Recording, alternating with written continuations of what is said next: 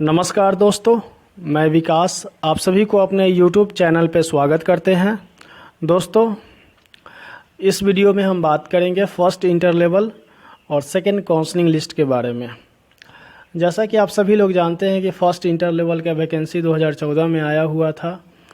उस समय फर्स्ट बार जब आया हुआ था तो उस समय कुछ जो है लड़के लोग का आरोप था, कुछ उसमें जो है गलत हो गया था वैकेंसी आने में या रोस्टर का प्रक्रिया बनाने में, या कुछ उसको फिर से सेकेंड बार में जो है लाया गया, यानी कि 1 महीने के बाद फिर से जो है वैकेंसी को निकाला गया। अब देखिए उसके बाद क्या होता है माजरा। उस समय तो फॉर्म भरा गया, फॉर्म भराने के बाद फिर से जो है कुछ लड़का लोग जा कर के हाई कोर्ट में एज रिलैक्सेशन के लिए केस कर दिया। केस करने के बाद क्या होता है कि फिर से जो है एग्ज़ाम फॉर्म भरने के लिए 2016 में दिया जाता है। फॉर्म तो 2016 में भरने के लिए दिया जाता है।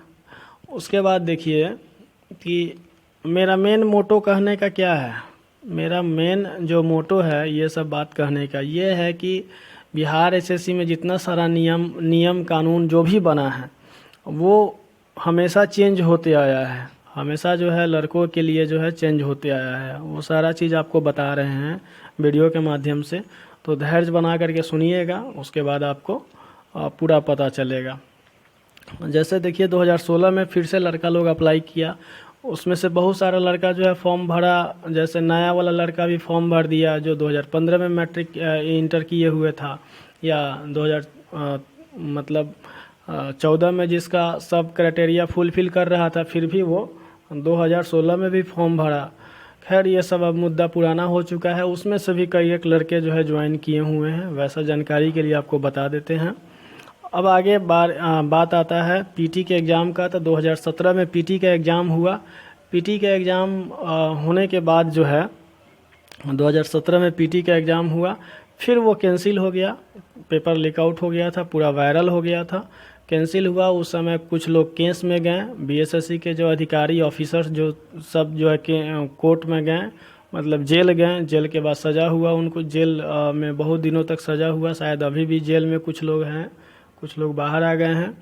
अब उसके बाद जो है आगे का प्रक्रिया होता है 2018 में इसका फिर से री एग्ज़ाम होता है पीटी का। पीटी का एग्ज़ाम होने के बाद जो है आपका रिज़ल्ट आता है 2020 के फरवरी महीने में।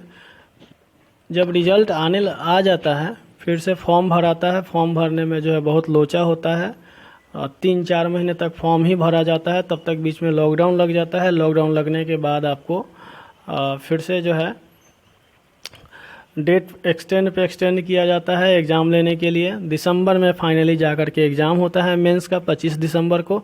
एग्ज़ाम होने के बाद देखिए दोस्तों क्या होता है कि उसके बाद आंदोलन स्टार्ट होता है रिजल्ट के लिए। 2 महीना लड़का लोग वेट करता है। 2 महीने के बाद रेगुलर कंटिन्यूसली आंदोलन होता है, गैप कुछ दिन गैप कर के आंदोलन। अब देखिए दोस्तों कि आंदोलन होता है तभी जा कर के रिज़ल्ट आता है, या उसका प्रोसेस आगे बढ़ता है। रिज़ल्ट आता है, रिज़ल्ट में सबको क्वालिफाई कर दिया जाता है। 52-53 हज़ार लड़कों को जो भी पास था, 30% 32% या 36% जो भी नंबर का क्राइटेरिया है कैटेगरी वाइज वो सब लाता है, उसको पास कर दिया जाता है। बहुत सारा मतलब इतना लड़का जो है ये सब नौकरी करने के योग्य हो जाता है। अब आता है आगे का बारी। आगे जो होता है, आगे ये होता है कि टाइपिंग होता है। टाइपिंग के बाद फिजिकल होता है, फिजिकल। अब टाइपिंग स्टेनोग्राफी होता है। ये सब चीज़ प्रक्रिया जब हो जाता है, अब देखिए उसके बाद फिर से पीटी का रिज़ल्ट दे दिया जाता है। सब लड़का काउंसलिंग लिस्ट का वेट कर रहा था, तब तक पीटी का रिज़ल्ट दे दिया गया। पीटी का रिज़ल्ट दे दिया गया, फिर से उन लोग का जो है सारा प्रक्रिया होता है। मतलब मेंस का एग्ज़ाम हुआ, फिर साइको हुआ, साइको बोल रहे हैं, फिर आपको टाइपिंग हुआ, टाइपिंग के बाद जो है फिजिकल हुआ, और फिर उसके बाद काउंसलिंग लिस्ट दिसंबर में आ जाता है। 13 या 14 दिसंबर को काउंसलिंग लिस्ट आता है। काउंसलिंग लिस्ट आता है, आने के बाद जो है अब यहाँ से मेन प्रक्रिया स्टार्ट होता है। एक जो संदीप सौरव जो नेता हैं, लीडर हैं, विधायक हैं फ़िलहाल, उनका रोल यहाँ से स्टार्ट होता है। संदीप सौरव जी का वो कहने का मतलब है कि कि सरकार, कहा जाता है ना कि झुकाने वाला चाहिए किसी को, तो वो एक वन मैन आर्मी की तरह जो है लड़कों के साथ खड़ा होते हैं। और आयोग कहता है कि हम पुराना एनसीएल लेंगे, फिर भी जो है देखिए कि संदीप सौरव जी जो है, इनके हिम्मत को दाद देना होगा कि सिर्फ एक विधायक होकर के पूरे आयोग को झुका देते हैं। मतलब आयोग, जीएडी आयोग, बड़ा बड़ा लीडर सबको अपने साथ मिला करके उसको जो है नया एनसीएल के लिए जो है उसको मजबूरन जो है क्या करते हैं कि नए, एक तरह से कहिए कि जो पुराना एनसीएल बनवाया गया है वो तो नया ही है, वो तो केवल जो है एक कहिए कि दाएं बाएं तरीके से बनवाया गया है।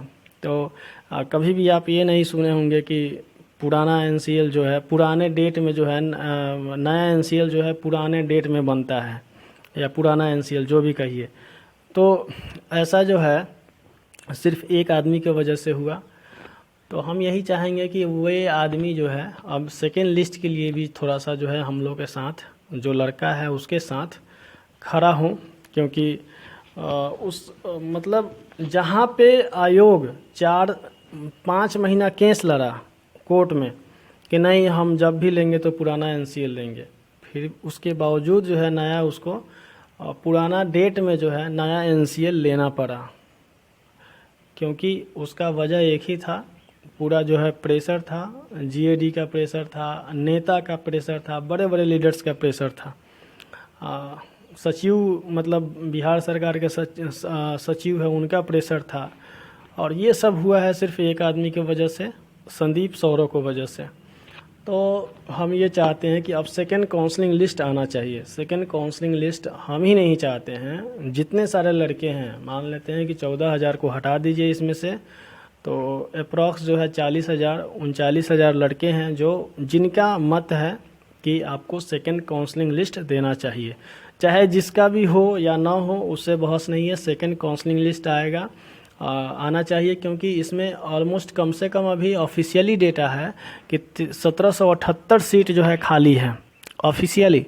उसके बाद कुछ जो है लड़के, जैसे अभी जितना सारा अभी ज्वाइनिंग हो रहा है, तो इसमें से भी जो है बहुत सारे लड़के जो हैं ज्वाइन नहीं कर रहे हैं। तो जब ज्वाइन नहीं करेंगे तो वो सीट खाली रह जाएगा। तो आप मान लीजिए कि 8 साल से आप झुलाए हुए हैं लड़कों को, 8 साल से जो है तरपाए हुए हैं, एक तरह से जो है एक वैकेंसी नहीं है, कहीं भी जो है नौकरी नहीं है। और यहाँ पे अगर खाली चला जाता है, 8 साल लड़कों को तरपने के बाद, 8 साल लड़का जो है तरप रहा है, उसके बाद कहिए कि अगर खाली चला जाता है, मेहनत करने के बावजूद अगर खाली चला जाता है, तो फिर दिक्कत है। क्योंकि यहाँ पे आप 53,000 लड़कों को क्वालिफाई किए हुए हैं, यानी कि 53,000 लड़का इस नौकरी के लिए एलिजिबल है। अब इसमें से जो है मेरिट में कितना आता है उसका जो है जॉब होगा, ये बात सही है। तो सबसे पहले तो आप जो इसका फिजिकल का जो पोस्ट था वो खाली रख दिए, तो ये खाली मत रखिए। यहाँ से क्या कीजिए कि फिर से एक फिजिकल के लिए लिस्टिंग कीजिए, और लिस्टिंग करने के बाद जो है उसका लिस्ट जो है इशू कीजिए, जारी कीजिए। उसके फिर जो है लड़कों को दौड़ाइए। उसके बाद जो स्टेनोग्राफी में फेल हुआ और उसमें जो दूसरा लड़का है उसको मौका दीजिए। टाइपिंग में अगर सीट खाली है तो टाइपिंग के लिए लिस्ट दीजिए। और जो दूसरा जो लड़का है, दूसरा जो लौंडा कहिए कि एक तरह से है अभी, उसको जो है मौका दीजिए।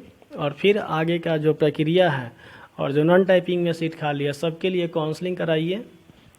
क्योंकि आप जो है 52-53 हज़ार लड़कों को क्वालिफाई किए हुए हैं। अगर लड़का अगर 14-15 हज़ार क्वालिफाई करते उसके बाद सब बाहर हो जाता तब तो कोई दिक्कत नहीं था। लेकिन यहाँ पे आप 52-53 हज़ार लड़कों को क्वालिफाई करने के बाद जो है सब सीट खाली रख दीजिएगा इसी तरह से, ये गड़बड़ बात है।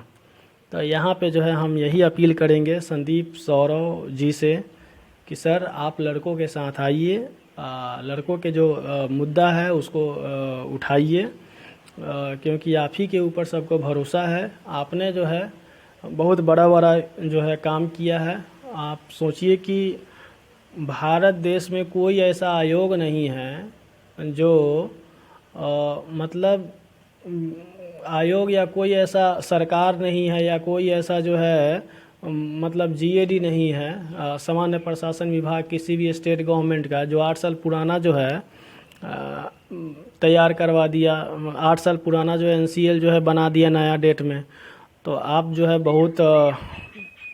बहुत अच्छा काम किए हैं। तो एक बार जो है और इस चीज़ को जो है यहाँ पे उठाइए, सेकंड काउंसलिंग लिस्ट के मुद्दे को उठाइए, और यहाँ पे पूरी तन्मयता के साथ, पूरे लड़का भी जो है आपके साथ में रहेगा हमेशा।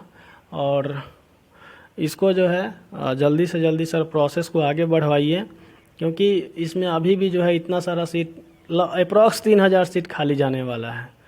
तो इसको ज़रा सा इसको ध्यान में लाइए। और वीडियो को हम यही बोलेंगे कि जो भी लड़का जो देख रहे होंगे हमारे वीडियो को, अगर संदीप सौरव सर के पास उनका नंबर हो तो ये वीडियो ज़रूर उनको शेयर कर दीजिएगा।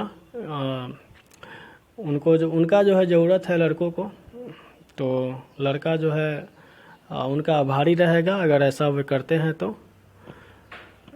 और कल जो है 19 तारीख को कुछ लड़के जाने वाले हैं बिहार एसएससी, तो आप लोग ज़रूर जाइए, जो भी नज़दीक में है या जो दूर से भी जाने वाले हैं ज़रूर जाइए, प्रोसेस जानिए कि यहाँ क्या क्या होने वाला है आगे सो।